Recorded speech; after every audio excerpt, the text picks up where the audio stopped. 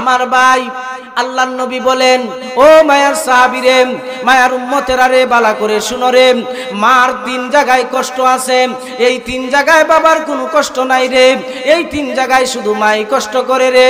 এজন্য আমি আল্লাহর পক্ষ থেকে আমি গোলাম সবচেয়ে বড় মুফাসসির, কোরআন শরীফের মুফাসসিরের মধ্যে সবচেয়ে বড় মুফাসসির হলেন আল্লাহর নবী। জুড়ে কোন ঠিক না ঠিক?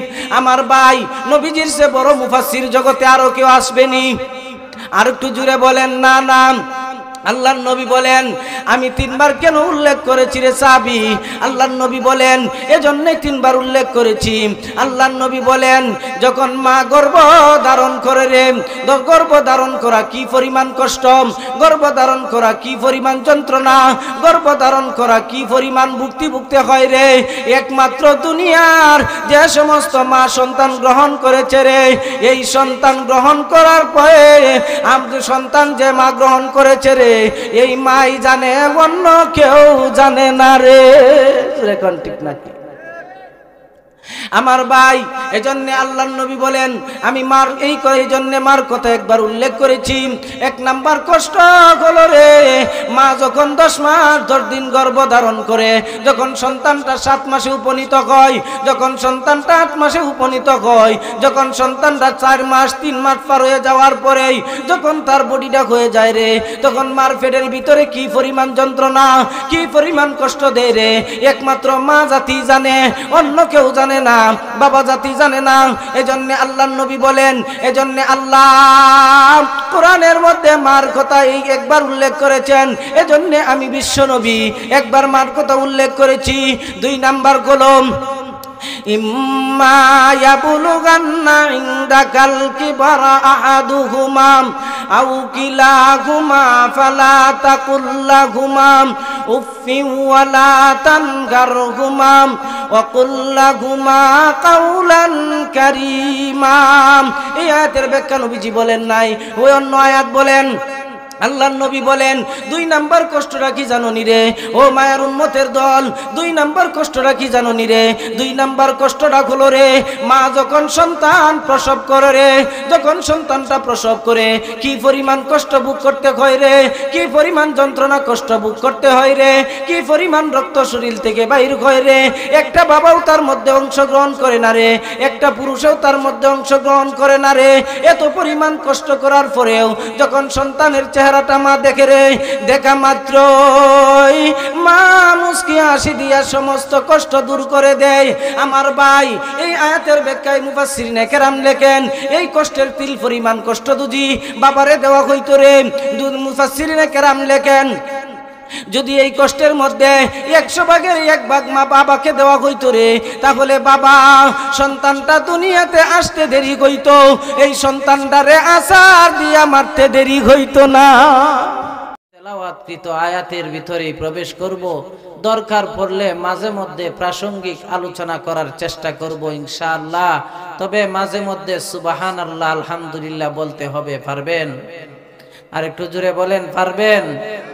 আল্লাহ বলার তৌফিক দান করো, সকলে বলুন আমিন। আমার ভাই, আল্লাহ আমার তেলাওয়াতকৃত আয়াতে বলেন, ওয়াকাদা রাব্বুকা আল্লা তা'বুদু। আল্লাহ বলেন, ওয়াকাদা আই আমারাম। আল্লাহ বলেন, এ দুনিয়ার মানুষ, তোমাদেরকে আমি আল্লাহ বলে দিতেছি, দুনিয়াতে যদি ইবাদত করতে হইরে একমাত্র আমি আল্লাহর ইবাদত করতে হবে। জুড়ে কোন কার? আল্লাহ বলেন, আমি আল্লাহর ইবাদত করতে হবে। আমি আল্লাহর ইবাদত করার সাথে তোমরা অন্য কাউকে শরীক করতে পারবে না, মূর্তিরে শরীক করতে পারবে না, শিরিক করতে পারবে না, কোনো গাছরে শরীক করতে পারবে না রে। এবং তোমার জীবনে যত আমল আছে রে, সমস্ত আমলগুলো আমি আল্লাহকে নিষ্ঠার সাথে করতে হবে। যদি করতে পারো রে, তোমার জন্য দুনিয়াতেও পুরস্কার রয়েছে, পরকালীন জীবনে আল্লাহ একটা পুরস্কার দিব রে। এই পুরস্কারটার নাম হলো জান্নাত। সুবহানাল্লাহ। আমার ভাই একথাই আল্লাহ বলতে চাইতেছেন। আল্লাহ বলেন ওয়াকাদা রাব্বুকা আল্লা তা'বুদু, আল্লাহ বলেন এ দুনিয়ার বান্দা বান্দিরা রে, তোমরা একমাত্র আমি আল্লাহর ইবাদত করবা। আমি আল্লাহর ইবাদতের সাথে কাউকে শরীক করা যাবে না। আমি আল্লাহর ইবাদতের সাথে কোনো কিছুকে শরীক করা যাবে না।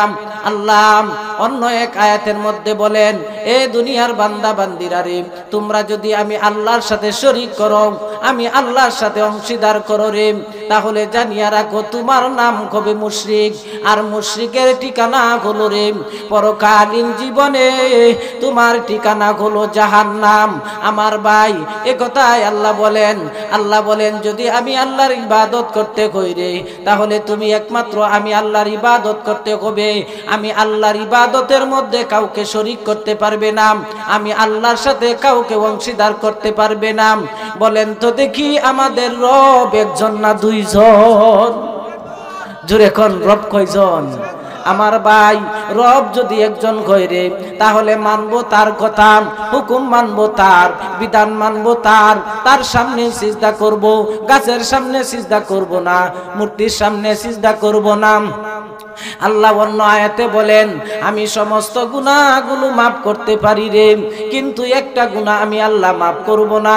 এই গুনার নাম হলো রে শিরিক গুনাহ। আমার বান্দা বান্দীদের মধ্যে যারা শিরিকে লিপ্ত আছে, যারা শিরিক গুনার সাথে জড়িত আছে রে, আল্লাহ বলেন সমস্ত গুনাহগুলো আমি আল্লাহ মাফ করতে পারি রে, কিন্তু একটা গুনাহ আমি আল্লাহ মাফ করব না। এই গুনার নাম হলো শিরিক। জুড়ে কোন এই গুনার নাম কি? শিরিক। আমার ভাই এজন্য আল্লাহ বলেন ওয়াকাদা রাব্বুকা আল্লা তা'বুদু, আল্লাহ বলেন ও দুনিয়ার বান্দা বান্দিরা রে, তোমরা যদি ইবাদত করো একমাত্র আমি আল্লাহর ইবাদত করবা। আমি আল্লাহর ইবাদতের সাথে তুমি কোনো কিছু শরীক করিও না রে। কিন্তু আমার ভাই আমাদের সমাজের অনেক মানুষ আছে আল্লাহর সাথে শিরিক করে। শিরিক ফি সিফাত, খাইতে গেলেও শিরিক করে, থাকতে গেলেও শিরিক করে। আর বান্দা বলে আমারে বিদেশে খাওয়ায়, আমারে গাছে খাওয়ায়, আমারে মাছে খাওয়ায়, আমার সংসারে আমারে খাওয়ায় না, আমার ব্যবসা আমারে খাওয়ায়। আমার ভাই বলেন তো দেখি ব্যবসায় খাওয়ায় না আল্লাহ খাওয়ায়? আর একটু জুড়ে কন আমার ভাই। এজন্য ব্যবসাকে যদি আল্লাহর সাথে অংশীদার করেন এটাও শিরিক ফি সিফাত। যদি আপনার কৃষিরে আপনার আল্লাহর সাথে সে অংশীদার করেন এটাও আপনার জন্য আল্লাহর সাথে শিরিক করা হয়। আল্লাহর সাথে যদি কোনো বান্দা বান্দি শিরিক করে রে, অংশীদার করে রে, এই বান্দার নাম হলো মুশরিক। বলেন তো দেখি যেই বান্দার নামটা মুশরিক হয়ে যাবে, আল্লাহ কিয়ামতের কঠিন ময়দানে এই বান্দাকে জান্নাত দিবে না জাহান্নাম দিবে? আর একটু জোরে কোন কি দিবে ভাই? এজন্য জাহান্নাম দিবে। তবে আল্লাহ বলেন আমার বান্দা বান্দীদের মধ্যে যারা আমি আল্লাহর ইবাদত করবে রে, এই ইবাদতের মধ্যে প্রথম ইবাদত হলো এক নাম্বার কালিমা গ্রহণ করতে হবে রে। যেই বান্দা কালিমা গ্রহণ করার পরে যখন এই লোকটা পুরুষ হোক অথবা মহিলা হোক, যখন এই পুরুষ অথবা মহিলাটা যখন বালেগ হয়ে যাবে রে, তখন তার উপর আমি আল্লাহ 5 ওয়াক্ত নামাজ ফরজ করে দিয়েছি রে।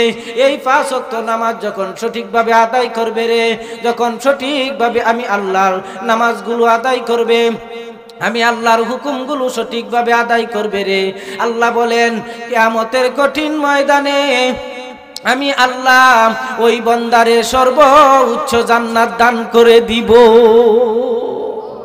সুবহানাল্লাহ। একটু জোরে কোন না আমার ভাই। এই আয়াতের মধ্যে মূল উদ্দেশ্য এখনো ঢুকি নাই, মূল উদ্দেশ্য ঢুকমু। বলেন তো দেখি আমরা যারা এখানে আছি আমাদের উপর নামাজ ফরজ না ফরজ না? আর একটু জোরে কোন ফরজ। আমার ভাই আল্লাহর নবী বলেন যেই বান্দা দুনিয়াতে 5 ওয়াক্ত নামাজ সঠিকভাবে আদায় করবে রে, আল্লাহর নবী বলেন ও মায়ার উম্মতেরা বালা করে শুনো রে, যারা 5 ওয়াক্ত নামাজ দুনিয়াতে সঠিকভাবে আদায় করবে রে, আমি আল্লাহ ওই বান্দারে দুনিয়া এবং আখিরাতের জীবনে 5টা পুরস্কার দান করব। কয়টা পুরস্কার ভাই? 5টা। আসলে এদিকে যাওয়ার কোনো সুযোগ নাই, সময়ও হাতে নাই। আমার ভাই 5টা পুরস্কারের মধ্যে একটা পুরস্কার বলবো, বাকিটি সময় পাইলে বলবো ইনশাআল্লাহ। শুনতে রাজি নি? আমার ভাই আল্লাহর নবী বলেন, ও মায়ার উম্মতেরা রে, বালা করে শুনো, বালা করে শুনো, যেই বান্দা 5 ওয়াক্ত নামাজ আদায় করবে রে, সঠিকভাবে নামাজ আদায় করবে রে, ওযুগুলো সঠিকভাবে করবে, রুকু তাসবিহ সঠিকভাবে করবে, সিজদাগুলো সঠিকভাবে করবে, এই নামাজের দ্বারা আমার বান্দাদেরকে আমি আল্লাহ অশ্লীল বেহায়াপনা কাজ থেকে হেফাজত করব রে। খালি শুধু তাই নাই আমার ভাই, আল্লাহ বলেন এই বেহায়াপনা কাজ থেকে যখন বান্দা পুরস্কৃত হয়ে যাবেন, আল্লাহর নবী বলেন 5টা পুরস্কার দেওয়া হবে রে।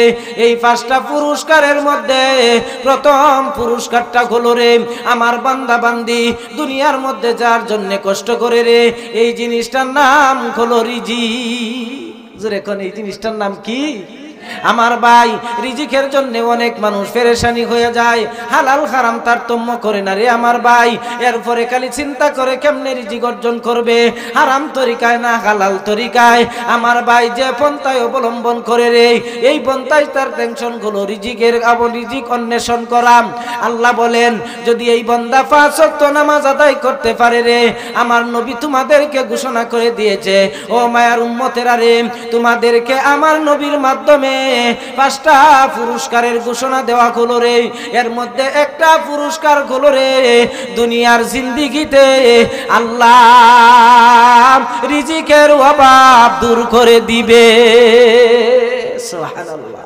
আর একটু জোরে কোন আমার ভাই, সুবহানাল্লাহ, আর একটু জোরে কোন আমার ভাই। এজন্য 5টা পুরস্কারের মধ্যে প্রথম পুরস্কারটা হলো আমার ভাই দুনিয়াতে রিজিকের অভাব দূর করে দিবে। এই রিজিকের ব্যাখ্যায় মুহাদ্দিসিনে কেরাম লেখেন, রিজিক বলতে খালি চাউল নি না না, রিজিক বলতে খালি ধান নি না না, রিজিক বলতে খালি টাকা নি না না, রিজিক বলতে শুধুমাত্র গাড়ি নি না না, শুধুমাত্র বাড়ি নি না না, শুধুমাত্র নারী নি না না। আমার ভাই মুহাদ্দিসিনে কেরাম লেখেন, এই রিজিকের ব্যাখ্যায় লেখেন, বান্দারে রিজিকের অভাব দূর করে দেওয়ার মানে খালি শুধু ডাল নয়, খালি শুধু চাল নয়, খালি শুধু গাড়ি নয়, খালি শুধু বাড়ি নয়, খালি শুধু টাকা নয়। আল্লাহর নবী বলেন আমার মায়ার উম্মতদেরকে সঠিকভাবে নামাজ আদায় করার কারণে এই রিজিকের ব্যাখ্যায় লেখেন, যত ধরনের পেরেশানি আছে রে, আমার আল্লাহ এই বান্দাকে দুনিয়াতে সব ধরনের পেরেশানি থেকে দূর করে দিবে। সুবহানাল্লাহ। ভাই বলেন তো দেখি আমরা কোন জিনিসের জন্য পেরেশানি? রিজিকের জন্য।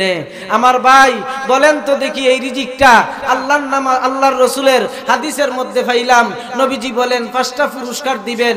এখন নামাজ পড়বো নি না ছাড়বো? আর একটু জোরে কোন নামাজ পড়বো নি না ছেড়ে দিব? আমার ভাই এই হলো আল্লাহর এই প্রথম অংশে, আয়াতের প্রথম অংশের আলোচনা। এটা আমার মূল উদ্দেশ্য ছিল না, দ্বিতীয় অংশের আলোচনায় আজকের মূল উদ্দেশ্য। বলেন সুবহানাল্লাহ। আমার ভাই দ্বিতীয় অংশে আল্লাহ বলেন ইল্লা ইয়াহু ওয়াবিল ওয়ালিদাইনি ইহসানা ইম্মা ইয়াবলুগান্না ইনদাকাল কিবারা আহাদুহুমা আও কিলাহুমা ফালা তাকুল লাহুমা উফফিউ ওয়ালা তানকারহুমা ওয়া কুল লাহুমা কাওলান কারীমা। আল্লাহ বলেন ও দুনিয়ার বান্দা বান্দিরা রে, আমি আল্লাহর ইবাদতের পরে তোমাদের দায়িত্বটা কি রে, তোমাদের কর্তব্যটা কি রে, তোমরা কি করবা রে? আমি আল্লাহর ইবাদতের পরে তোমাদের কি গুরুত্বপূর্ণ দায়িত্বটা জানো নি? গুরুত্বপূর্ণ দায়িত্বটা হলো রে ইল্লা ইয়াহু ওয়াবিল ওয়ালিদাইনি ইহসানা। আল্লাহ বলেন ও মায়ার বান্দা বান্দিরা রে, আমি আল্লাহর ইবাদতের পরে দ্বিতীয় দায়িত্বটা তোমাদের ঘাড়ে যে অর্পণ করা হয়েছে রে, এই দায়িত্বটা হলো রে তোমরা যার মাধ্যমে দুনিয়াতে আসছো রে, এই 2জন ব্যক্তির খেদমত করা। সুবহানাল্লাহ। বলেন তো কি 2জন ব্যক্তি কে? জুরে কন্যা 2জন ব্যক্তিকে? আমার ভাই এই 2জন ব্যক্তির খেদমত করার জন্য আল্লাহ বলেন ইল্লা ইয়াহু ওয়াবিল ওয়ালিদাইনি ইহসানা। আল্লাহ বলেন আমি আল্লাহর ইবাদতের পরে তোমাদের উপর যে দায়িত্বটা হলো রে, ও মায়ার বান্দা বান্দিরা, খালি শুধু বান্দা না, বান্দিদের উপরও দায়িত্ব হলো রে।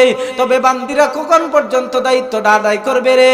যখন উনি বাড়ি থেকে বিদায় হয়ে যাবে, এরপর এরপরে স্বামীর অধিকার হয়ে যাবে, স্বামীর কাছে অনুমতি নিয়ে মা বাবার খেদমত করতে হবে এবং স্বামী স্ত্রী দুজনে পরামর্শ করে শ্বশুর শাশুড়ির খেদমত করতে হবে। আমার ভাই এদিকে যাওয়ার সময় নাই। আল্লাহ বলেন ইয়াহুম ওয়া বিল ওয়ালিদাইনি ইহসানা। আল্লাহ বলেন ও মায়ার বান্দা বান্দিরা রে, 2 নাম্বার দায়িত্বটা হলো রে, দ্বিতীয় নাম্বার দায়িত্বটা হলো রে তোমার মা বাবার খেদমত করা। সুবহানাল্লাহ। ভাই কেন খেদমত কোনটা পাইলাম? ইহসানা শব্দ কি ভাই? ইহসানা। ইহসানের ব্যাখ্যায় মুহাদ্দিসিনে কেরাম লেখেন, মুফাসসিরিনে কেরাম তাফসীরের কিতাবের মধ্যে উল্লেখ করেন, আমার ভাই উল্লেখ করেন ইহসান শব্দটা উল্লেখ করেছেন। এরপরের অংশে বলা হবে ইম্মা ইয়াবলুগান্না ইনদাকাল কিবারা আহাদুহুমা আও কিলাহুমা ফালা তাকুল লাহুমা উফফিউ ওয়ালা তানহারহুমা ওয়া কুল লাহুমা কাওলান কারীমা। আল্লাহ এর পরের অংশে বলেন যখন তোমার মাতা পিতা বৃদ্ধ বয়সে পৌঁছে যাবে রে, তখন তুমি তাদের সাথে ইহসান স্বরূপ ব্যবহার করো। আমার ভাই এখন প্রশ্ন হইতে পারে হুজুর বৃদ্ধ হইলেই কি মার সাথে বাবার সাথে ইহসান স্বরূপ ব্যবহার করব নি? এর আগে কি ব্যবহার করব না? না করতে হবে। আল্লাহ বলেন ওয়াবিল ওয়ালিদাইনি ইহসানা। আল্লাহ বলেন এ দুনিয়ার বান্দা বান্দিরা রে, আমি আল্লাহর ইবাদতের পরে দ্বিতীয় নাম্বার দায়িত্বটা তোমাদের গারে যে দেওয়া হয়েছে রে, এই দায়িত্বটা হলো রে ওয়াবিল ওয়ালিদাইনি ইহসানা। মা বাবার সাথে শুদ্ধ আচরণ করা, মা বাবার সাথে ইহসান করা মানে হলো, ইহসানের ব্যাখ্যায় মুফাসসিরিনে কেরাম লেখেন, আমার ভাই মুফাসসিরিনে কেরাম লেখেন ইহসান বলতে কি বোঝানো হয়েছে রে?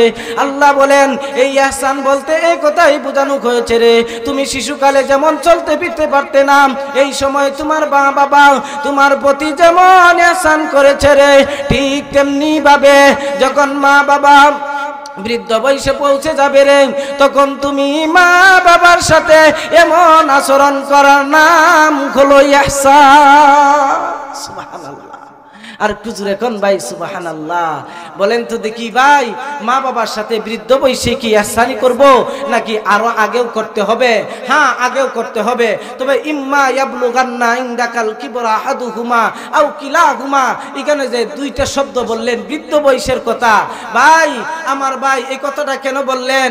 মুফাসসিরিনে কেরাম লেখেন এই কথাটা এই জন্যই বলা হয়েছে যৌবনকালে তেমন প্রয়োজন পড়ে না, কিন্তু বৃদ্ধ বয়সে বেশি প্রয়োজন পড়ে। জুড়ে কোন ঠিক না বেটি? আমার ভাই এজন্য আল্লাহ বলেন ইল্লা ইয়াহু ওয়া বিল ওয়ালিদাইনি ইহসানা। আল্লাহ বলেন মা বাবার সাথে ইহসান স্বরূপ ব্যবহার করো রে। এখন প্রশ্ন হইতে পারে আমার ভাই আল্লাহর সাথে মা বাবার কি সম্পর্ক? আল্লাহর সাথে সম্পর্ক হলো রে, আল্লাহ বলেন আমি আল্লাহর সাথে সম্পর্কটা কেমন জানো নি রে? আমি আল্লাহ কলাম সৃষ্টি করতাম, কিন্তু দুনিয়াতে আসার সন্তান সন্ততি, দুনিয়াতে আসার মাধ্যম হলো রে মাতা পিতা। এজন্য আমার ভাই আল্লাহ বলেন ইল্লা ইয়াহু ওয়া বিল ওয়ালিদাইনি ইহসানা। আল্লাহ বলেন দুনিয়াতে মাধ্যম হলো রে মাতা পিতা। এজন্য আমি আল্লাহ তোমাদেরকে হুকুম করতেছি, আমি আল্লাহর ইবাদতের পরে দুনিয়াতে তোমাদের দায়িত্বটা হলো রে মাতা পিতার সাথে তোমাদের ইহসান স্বরূপ ব্যবহার করা। সুবহানাল্লাহ। আমার ভাই যে হাদিসটা আপনাদের সামনে উল্লেখ করেছি, এই হাদিসের মধ্যে আল্লাহর নবী বলেন মান আহাক্কু বিহুসনি সাহাবাতি ক্বালা ইয়া রাসূলুল্লাহ ক্বালা উম্মুকা সুম্মা মান ক্বালা উম্মুকা সুম্মা মান ক্বালা উম্মুকা সুম্মা মান ক্বালা উম্মুকা সুম্মা মান ক্বালা আবুকা। আমার ভাই আল্লাহর নবী বলেন এ মায়ার উম্মতেরা রে, ভালো করে শুনো, ভালো করে শুনো। আল্লাহর নবীর সাহাবী আল্লাহর নবীর কাছে গিয়া বলেন ইয়া রাসূলুল্লাহ ইয়া হাবিবাল্লাহ, ওগো নবীজি আমার পরিবারের মধ্যে সবচেয়ে বেশি হক কার? নবীজি বলেন তোমার মার। দ্বিতীয়বার জিজ্ঞাসা করেন ওগো নবীজি এরপর কার? নবীজি বলেন তোমার মার। তৃতীয়বার বলেন ওগো নবীজি এরপর কার? নবীজি বলেন তোমার মার।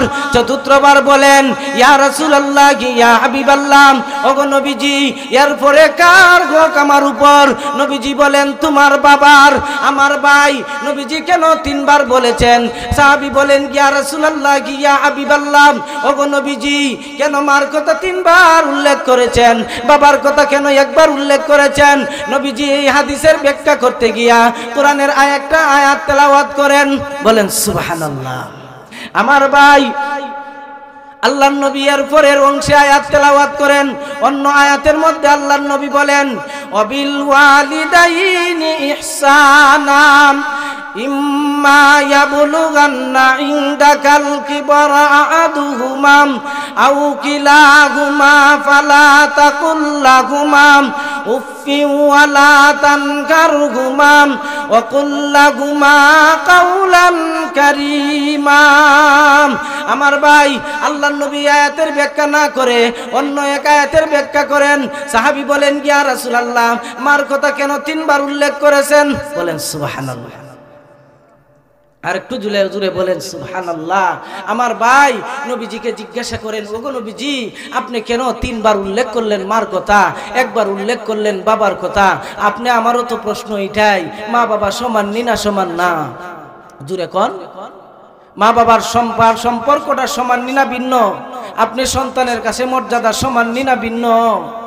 জুড়ে কন্যা সম্পর্ক সমান না ভিন্ন? আপনি ব্যবহার বাবাকে সমান করবেন না ব্যবধান করবেন? সমান করবেন। আমার ভাই নবীজির কাছে যখন বললেন ইয়া রাসূলুল্লাহ আপনি মার কথা কেন তিনবার উল্লেখ করলেন, তখন নবীজি অন্য একটা আয়াত তেলাওয়াত করে বুঝাইয়া দিলেন। নবীজি বুঝাইতে চাইছেন ও সাহাবী আল্লাহ মার কথা তিনবার তিনটা কষ্টের কথা উল্লেখ করেছেন। সুবহানাল্লাহ। জোরে কন্যা সুবহানাল্লাহ। আমার ভাই আল্লাহর নবী বলেন ও মায়ার সাহাবীরে মায়ার উম্মতেরা রে বালা করে শুনো রে, মার তিন জায়গায় কষ্ট আছে, এই তিন জায়গায় বাবার কোনো কষ্ট নাই রে, এই তিন জায়গায় শুধু মাই কষ্ট করে রে। এজন্য আমি আল্লাহর পক্ষ থেকে আমি গোলাম সবচেয়ে বড় মুফাসসির, কোরআন শরীফের মুফাসসিরের মধ্যে সবচেয়ে বড় মুফাসসির হলেন আল্লাহর নবী। জুড়ে কোন ঠিক না ঠিক? আমার ভাই নবীজির চেয়ে বড় মুফাসসির জগতে আরো কেউ আসবেনি? আর একটু জুড়ে বলেন না না।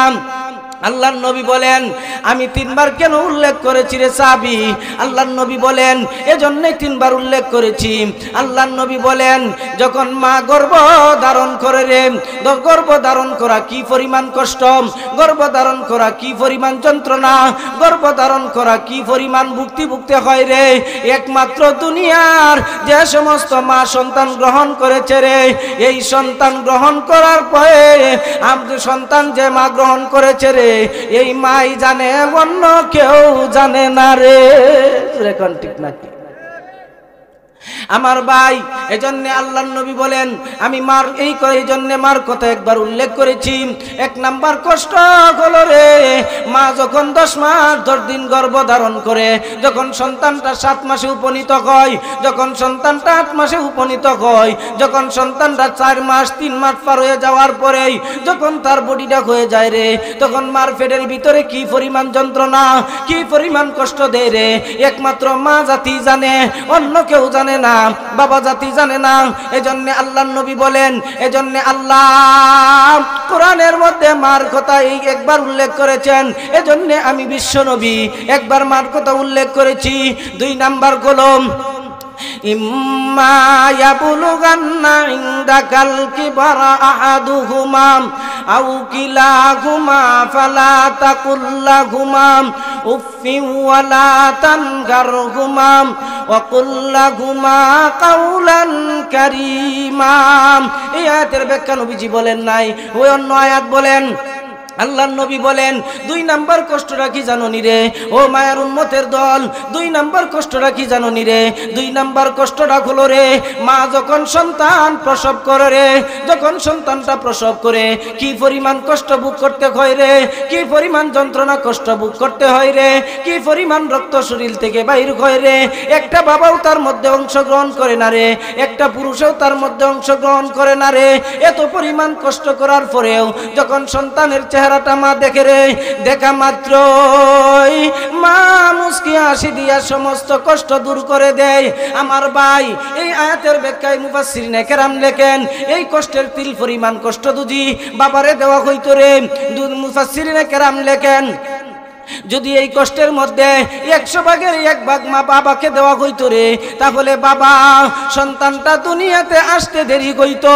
এই সন্তানটারে আসার দিয়া মারতে দেরি হইতো না বলেন না সুবহানাল্লাহ আমার ভাই বলেন তো দেখি এই কষ্টটা কি বাবা জাতি করে না মা করে আর একটু জোরে কোন ووصينا الإنسان بوالديه إحسانا حملته أمه كرها ووضعته كرها وحمله وفصاله 30 شهرا আল্লাহ বলেন 3টা কষ্টের মধ্যে 2টা কষ্ট বলেছি 3 নাম্বার কষ্টটা কি রে আল্লাহর নবী বলেন গো মায়ের উম্মতেরা রে 3 নাম্বার কষ্টটা কি আল্লাহ উল্লেখ করেছেন জানোনি 3 নাম্বার কষ্টটা হলো রে এই সন্তানটারে 2 বছর 2.5 বছর খাদ্য খাওয়াইতে গিয়া বাবার কোনো অংশ নাই রে মা পুরুষ জাতির কোনো অংশ নাই রে একমাত্র মা জাতির অংশ বাবা যদি বাবাকে যদি দায়িত্ব দেওয়া হয় রে তুমি সন্তানকে লালন পালন করবা বাবা বিভিন্ন জায়গা থেকে যখন খাদ্য আনবে রে ওই খাদ্যগুলো খাওয়ানোর পরে সন্তানটা মারা যাওয়ার সম্ভাবনা আছে রে অথবা অসুস্থ হওয়ার সম্ভাবনা আছে রে এজন্য আল্লাহ বলেন বাবাকে দায়িত্ব দেই নাই একমাত্র 2 বছর 2.5 বছর দুধ খাওয়াইতে গিয়া যে পরিমাণ কষ্ট করতে হয় রে এটাই একমাত্র মা জাতি করে অন্য কেউ করে না এজন্য আল্লাহর নবী বলেন ও মায়ের উম্মতেরা রে ভালো করে শুনো এজন্য মার কথা আমার আল্লাহ 3 বার উল্লেখ করেছে রে এজন্য আমি নবীজি মার কথা 3 বার উল্লেখ করেছি সুবহানাল্লাহ আর একটু জোরে কোন সুবহানাল্লাহ আমার ভাই বলেন তো দেখি এই যে 3টা কষ্টের কথা বললাম একটা কষ্ট আপনারা করেননি আর একটু জোরে কোন একটা কষ্ট করেন এই পর্যন্ত সন্তান ফেটে কেউ নিছেন বলেন না নিছেন কে নিছে মা জাতি নিছে আমার ভাই এই মা জাতি যেহেতু কষ্টটা নিছে এইজন্য আল্লাহ মা জাতিরে 3টা পুরস্কার দিছে সুবহানাল্লাহ সুবহানাল্লাহ বলেন আর একটু জোরে কোন সুবহানাল্লাহ আমার ভাই এখন বলেন 3 বার মার কথা আল্লাহর নবী কেন বলেছেন বুঝছেন না বুঝছেন না আমার ভাই আল্লাহর নবী বলেন গো সাহাবী আমি কেন মার কথা 3 বার উল্লেখ করেছি জানোনি পৃথিবীর মধ্যে সবচেয়ে বড় মুফাসসির গোলাম আমি নবী আমার পরে আর এই জগতে কোনো নবীও আসবে না আমার পরে আর কোনো এর চেয়ে বড় কোনো মুফাসসিরও জগতে আসবে না আমার ভাই বলেন তো দেখি এই দুনিয়ার মধ্যে বর্তমানে কোনো মুফাসসির আসেনি না না মুফাসসির নাই ওই জগতে যারা মুফাসসির ছিল রে এদের তাফসীর গুলো আপনাদের সামনে বর্ণনা করি এজন্য তাফসীর 4 তরিকায় করতে হয় 1 নাম্বার হলো রে তাফসীর কোরআন বিল কোরআন তাফসীর কোরআন বিল হাদিস তাফসীর কোরআন বিল ইজমা তাফসীর কোরআন বিল কিয়াস এই 4 জিনিসের বাইরে আমার ভাই কোরআনের তাফসীর করা যায় না তবে বাইরে আমার বলেন তো দেখি কিয়াস কারা করবে এবং ইজমা কারা করবে আমার ভাই যারা করে গেছেন তাদের সিদ্ধান্তই সিদ্ধান্ত তবে তাফসীর বিল রাই বিলকুল জায়েজ নাই বলেন সুবহানাল্লাহ ভাই মন গড়া তাফসীর করা জায়েজ না হারাম আর একটু জোরে কোন মন গড়া তাফসীর জায়েজ না হারাম হারাম এজন্য আল্লাহর নবী বলেন ও মায়ের উম্মতেরা ভালো করে শুনো রে যদি তাফসীর বিল রায় মন গড়া কোনো তাফসীর কোনো আলেম করে রে কোনো আলেম যদি করে রে কিয়ামতের কঠিন ময়দানে আল্লাহ এই আলেমের জিহ্বাটা টান দিয়া 70,000 গজ দূরে নিয়া তার জিহ্বাটারে ফেরাক মারবো এরপরে নবীজি বলেন ও মায়ের উম্মতেরা রে, এই তাফসীর বিরাই করার কারণে, মন গড়া তাফসীর করার কারণে, আওয়ামরে মন গড়া বুঝানোর কারণে আল্লাহর নবী বলেন কিয়ামত পর্যন্ত এই আলেম হোক আর জালেম হোক, তাফসীর বিরাই করার কারণে কিয়ামত পর্যন্ত ওই বান্দার আল্লাহ একদল ফেরেশতার মাধ্যমে জিহ্বার মধ্যে ফেরাক মারতে থাকবে। বলেন নাউজুবিল্লাহি মিন যালিক। আমার ভাই, এজন্য তাফসীর বিরাই হারাম নি না জায়েজ? হারাম। এজন্য তাফসীর বিরাই করলে আপনাদের কোনো কিছু হবে না আমার ভাই, তবে যিনি তাফসীর বিরাই করবেন উনি জাহান্নামের আগুনে জ্বলতে হলেন। বলেন ঠিক না বেঠিক? আমার ভাই বলতেছিলাম ওয়াবিল ওয়ালিদাইনি ইহসানা। আল্লাহ বলেন ও দুনিয়ার বান্দা বান্দিরা রে, তোমরা মাতা পিতার সাথে ইহসান করবে, ইহসান স্বরূপ ব্যবহার করবে।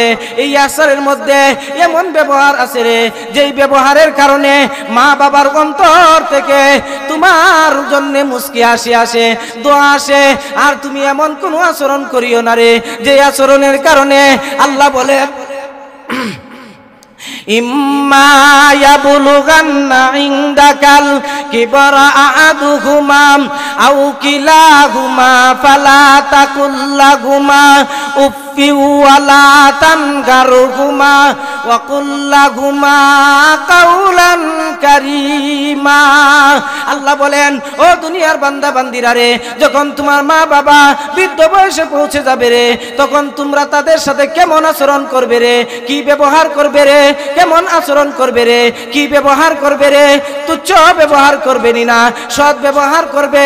আল্লাহ পরের অংশে বলেন ইম্মা ইয়াবলুগান্না ইনদাকাল কিবরা আহাদুহুমা আও কিলাহুমা ফালা তাকুল্লাহুমা উফ।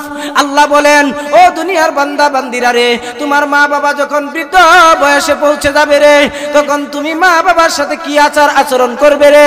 এটা আল্লাহ বলেন এমন আচরণ করবে রে, যে আচরের নাম হলো রে কারিমা। বলেন সুবহানাল্লাহ।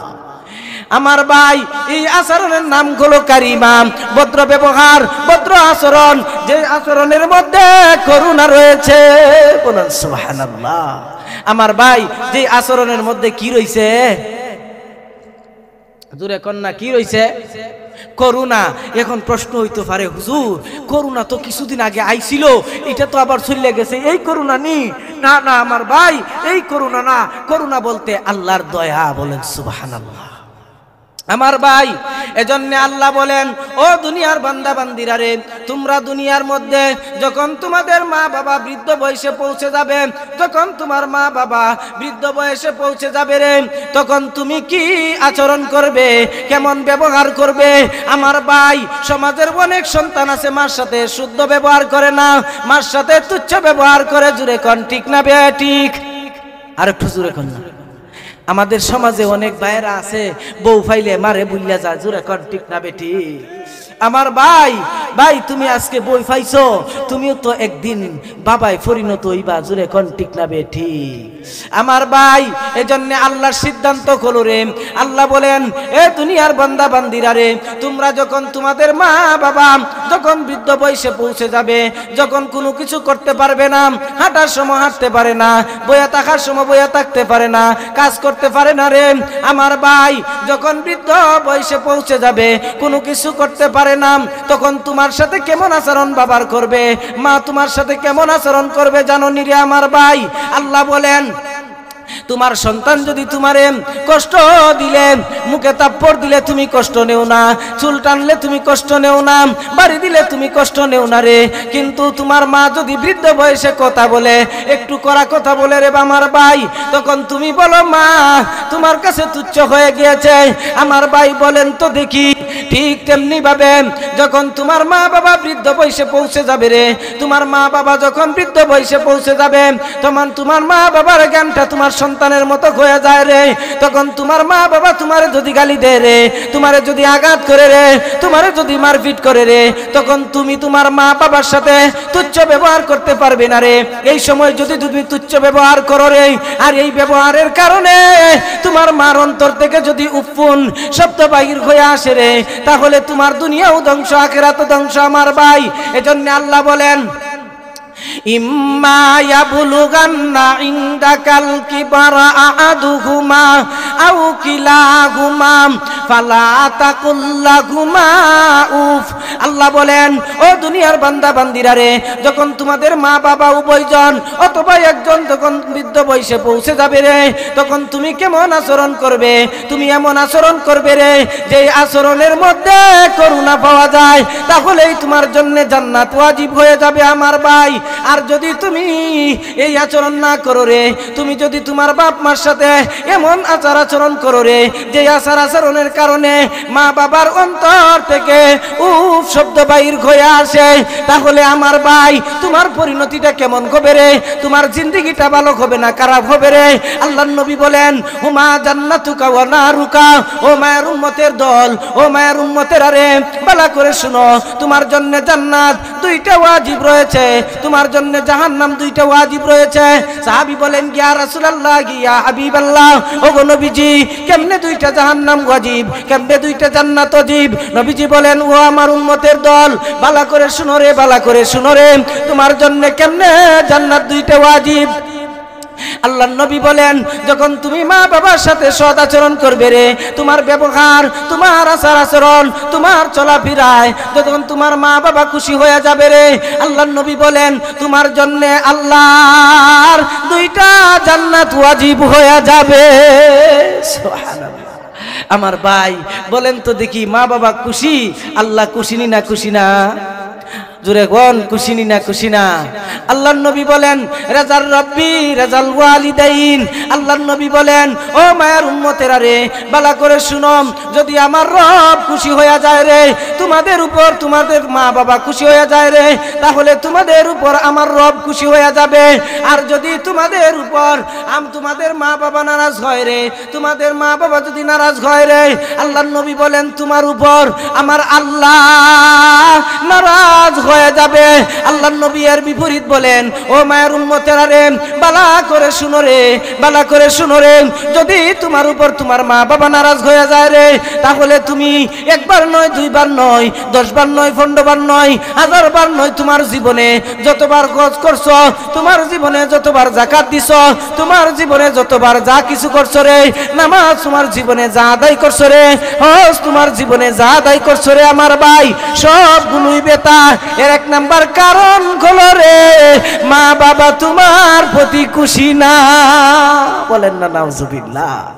আমার ভাই বলেন নাউজুবিল্লাহি মিন জালিক। আমার ভাই বলেন তো দেখি, মা বাবা যদি খুশি না হয়, আল্লাহ খুশি নি? আর একটু জোরে কোন আমার ভাই। এজন্য নবীজি বলেন, আর মা বাবা যাদের প্রতি খুশি, আল্লাহ তাদের প্রতি খুশি। বলেন সুবহানাল্লাহ। আর একটু জোরে কোন না সুবহানাল্লাহ। এজন্য আমার ভাই আল্লাহ বলেন, ওয়াকাদা রাব্বুকা আল্লা তা'বুদু ইল্লা ইয়্যাহু ওয়া বিল ওয়ালিদাইনি ইহসানা ইম্মা ইয়াবলুগান্না ইনদাকাল কিবারা আহাদুহুমা আও কিলাহুমা ফালা তাকুল লাহুমা উফ উফি ওয়ালা তানহারহুমা ওয়া কুল লাহুমা কাওলান কারীমা। আল্লাহ বলেন, ও দুনিয়ার বান্দা বান্দিরা রে, আমি আল্লাহর ইবাদতের পরে দ্বিতীয় নাম্বার দায়িত্বটা তোমার হলো রে, দুনিয়ার মধ্যে সবচেয়ে বড় দায়িত্বটা হলো রে, তোমার মা বাবার সাথে সৎ আচরণ করা। যদি তোমার মা বাবার সাথে সৎ আচরণ করতে পারো রে, তোমার উপর আমি আল্লাহ খুশি। তাহলে আমি আল্লাহ খুশি হওয়ার কারণে দুনিয়াতে যা কিছু তুমি করো রে, সবগুলোই আমি আল্লাহর কাছে কবুলিয়ত হয়ে যাবে। আমি আল্লাহর কাছে কবুলিয়ত হয়ে গেলে মরতে দেরি হবে রে আমার বান্দারে, আমি আল্লাহ জান্নাত দিতে দেরি করব না। সুবহানাল্লাহ। আমার ভাই এখন আসুন, এইটুকু থেকে বুঝলাম মা বাবার খেদমত করা আমাদের উপর ফরজ না ফরজ না? আর একটু জোরে কোন আমার ভাই, ফরজ না ফরজ না? এখন বলেন তো দেখি, নামাজ পড়া যেমন ফরজ, মা বাবার খেদমত করা ফরজ না ফরজ না? আমার ভাই এজন্য বলতেছি, ও আমার ভাই, দুনিয়াতে যাদের মা বাবা আছে রে, তোমার কপাল কত বালা রে। আজকে থেকে তওবা করো, তওবা করো, মার কাছে গিয়া মাফ চাও। যদি অপরাধ করে তা করে মার কাছে গিয়া মাফ চাও। যদি মাফ না নেও তাহলে তোমার কপাল কত মন্দ আমার ভাই। এজন্য নবীজি বলেন, ও মায়ের উম্মতেরা রে, হুমা জান্নাতুকা ওয়া নারুকা। আল্লাহর নবী বলেন, ও মায়ের উম্মতেরা রে, তোমাদের উপর দুইটা জান্নাত, দুইটা দরজা খোলা।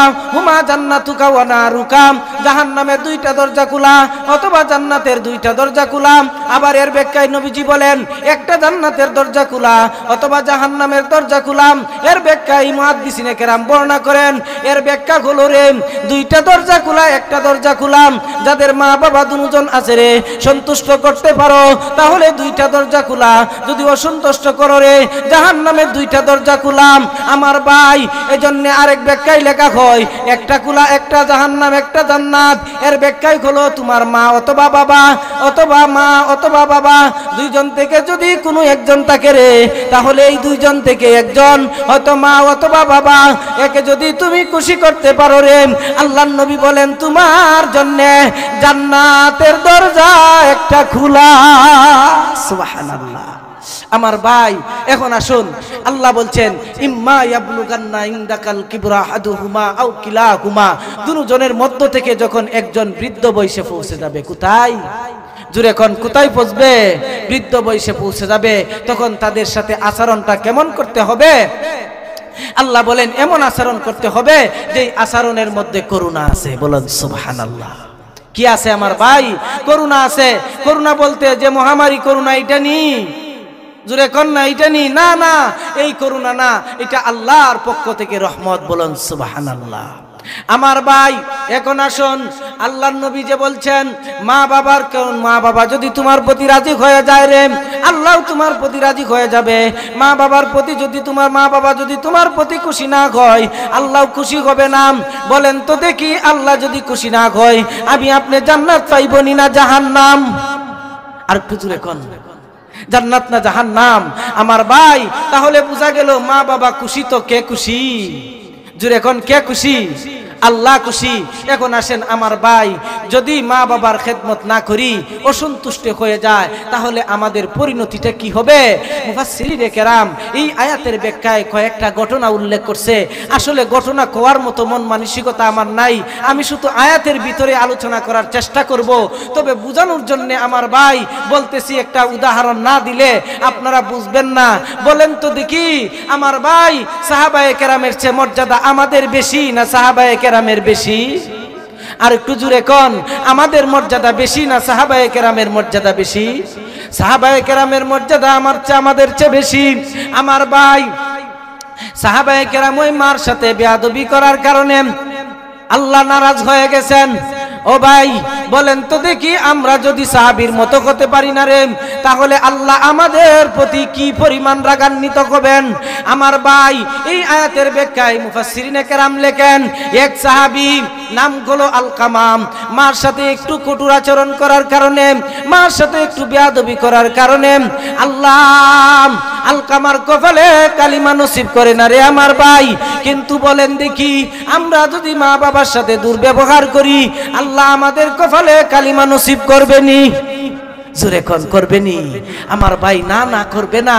তাহলে বোঝা গেল সাহাবীরে যদি আল্লাহ মাফ না করে, আমাদেরকে মাফ করবেনি? আমার ভাই, আল্লাহর নবীর সাহাবী মার সাথে একটু কঠোর আচরণ করার কারণে মা তাকে একবারই জুফরির ভিতরে, আর ওই ছেলে তাকে কত সুন্দর বিল্ডিং এ, কিন্তু মরার সময় মৃত্যু শয্যায় শায়িত। মুফাসসিরিনে কেরাম লেখেন, আলকামা মৃত্যু শয্যায় শায়িত।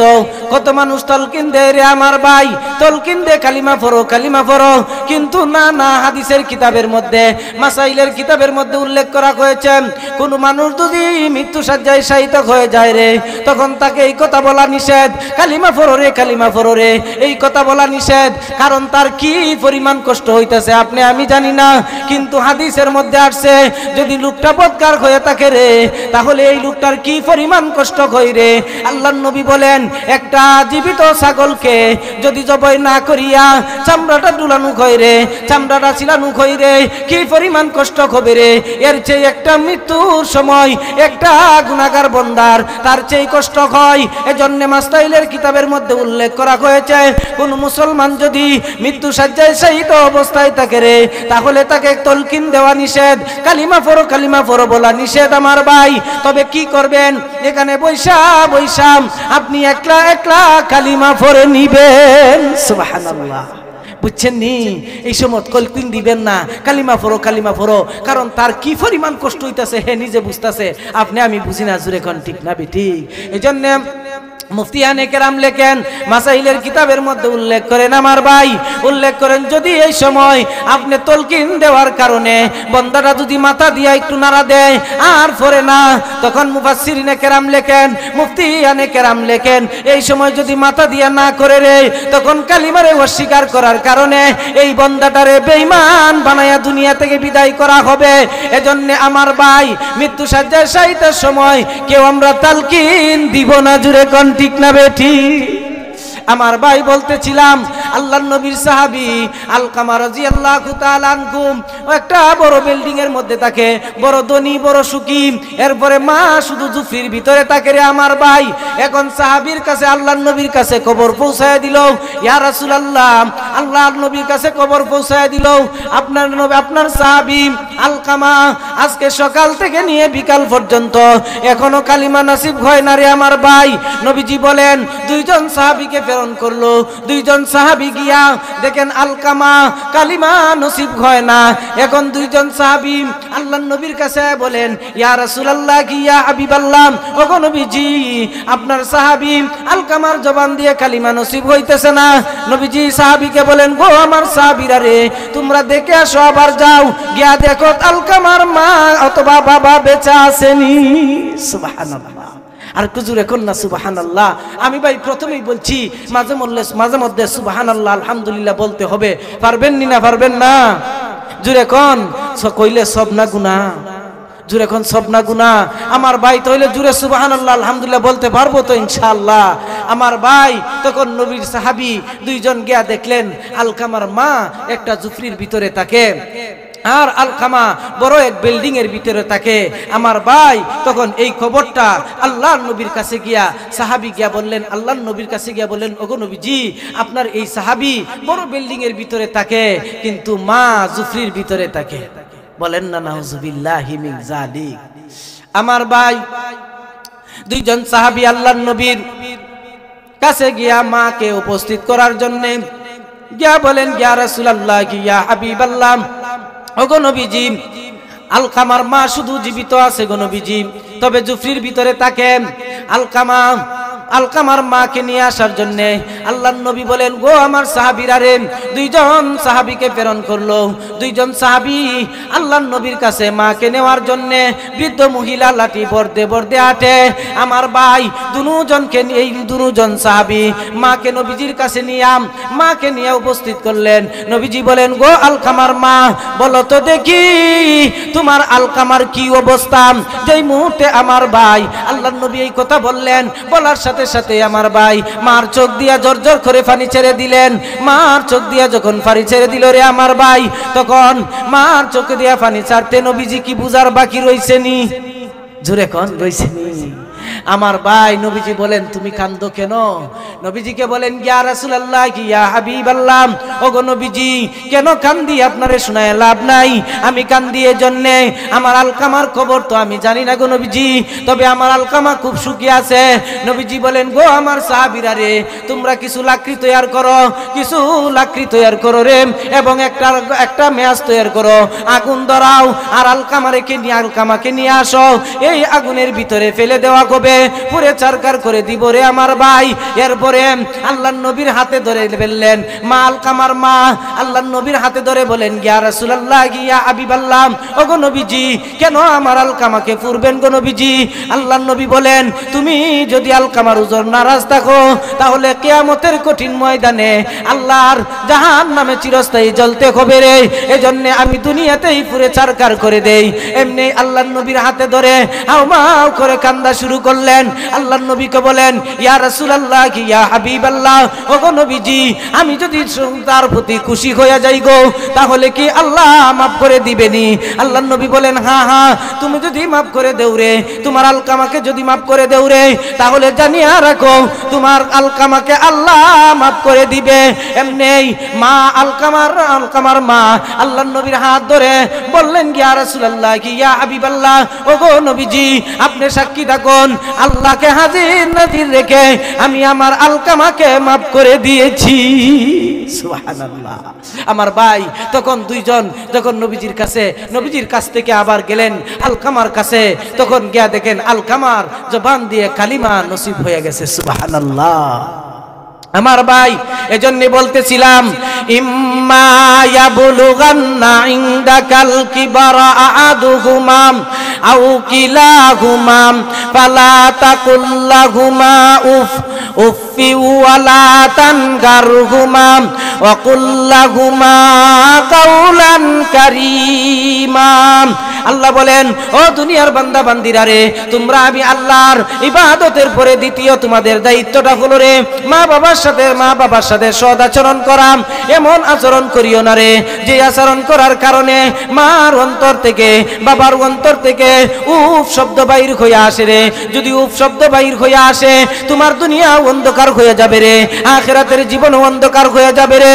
এজন্য আমার ভাই এমন ব্যবহার থেকে আমরা দূরে থাকবো না, থাকবো না, থাকবো নি। আমার ভাই শুধু আয়াতের তরজমা করে শেষ করছি। আল্লাহ বলেন, ইম্মা ইয়াবলুগান্না ইনদাকাল কিবারা আহাদুহুমা আও কিলাহুমা ফালা তাকুল লাহুমা উফি ওয়ালা তানকারহুমা ওয়া কুল লাহুমা কাওলান কারীমা। আল্লাহ বলেন, ও দুনিয়ার বান্দা বান্দিরা রে, তোমরা কেমন আচরণ করবা রে? দুনিয়াতে সুখে থাকতে হলে, আখিরাতের জীবনে জান্নাত পেতে হলে কেমন আচরণ করবে রে? এমন আচরণ করবে রে যে আচরণের নাম হলো কারিমা। কারিমার ব্যাখ্যায় মুফাসসিরিনে কেরাম লেখেন, কারিমার ব্যাখ্যায় লেখেন এমন ব্যবহার করবে যেই ব্যবহারের মধ্যে যেই ব্যবহারের নাম হলো ভদ্র, যেই ব্যবহারের মধ্যে করুণা রয়েছে। সুবহানাল্লাহ। এজন্য দেখেন ভাই সাহাবীরে মাপ দিছে না, আমাদেরকে মাপ দিবেনি? জুড়ে কোন আমার ভাই। এজন্য আমরা মা বাবার সাথে সৎ আচরণ করব না বেয়াদবি করব? জুড়ে কোন। এখন ভাই সংক্ষেপে বলতেছি, অনেকের মা বাবা নাই, অন্ধকার কবরে চলে গেছে। বলেন তো দেখি, এই মা বাবার কাছ থেকে মাফ নেওয়া দরকার নিনা দরকার না? আরেকদিন যদি সুযোগ হয় বাক্কা লম্বা আলোচনা, কেমনে মাপ নিবেন আল্লাহ যদি সুযোগ করে দেব। আপনাদের বিশেষ প্রধান আকর্ষণ চলে আসছে, আর আলোচক্রে রেখে আলোচনা করার মন মানসিকতা আমার নাই। এজন্য অনেক দূর থেকে মুসাফির মানুষ আসছেন। এজন্য বাকি আলোচনা যতটুকু করলাম ততটুকু তো করছি, বাকিগুলো আল্লাহ যদি সুযোগ করে দেন বাকিটা করব ইনশাআল্লাহ। সকলে বলুন।